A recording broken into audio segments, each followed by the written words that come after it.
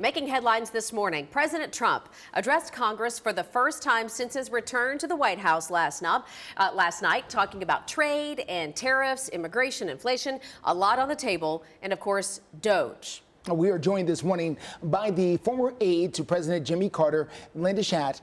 Linda, good morning. Thank you so much for being here with us. Now, Linda, I remember a time in the country when we saw the president on television. It was a special occasion. We would stop and go, is that the president on TV? Is something going on? Now we see the president, no matter who the president is, a lot more than we used to. So I'm wondering about your thoughts about the things like the State of the Union or the address to Congress. Do these speeches have the same type of importance and impact than they used to years ago? Well, they're important for one reason, and that is the Constitution calls for the president to report to Congress on a on a regular basis. Ronald Reagan is the one who started giving this kind of address in the first year of his presidency, not waiting for a State of the Union in his second. I still think it's important today because of what makes it onto social media and the high points that people see.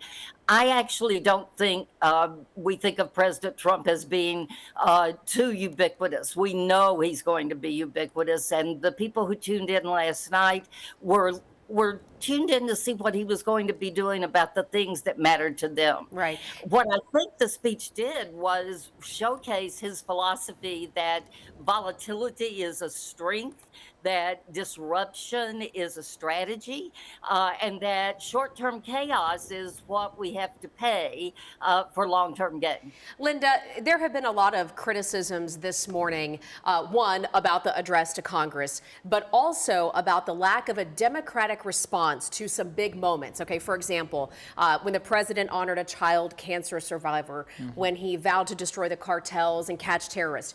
Why do you think the division is so deep right now that the Democrats did not applaud some of those moments that might be considered nonpartisan?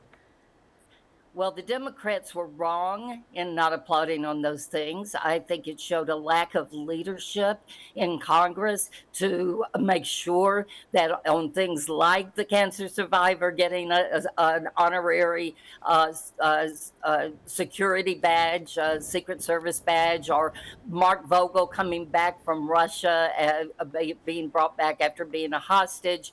All of those things deserve to get a standing ovation from everybody in the hall.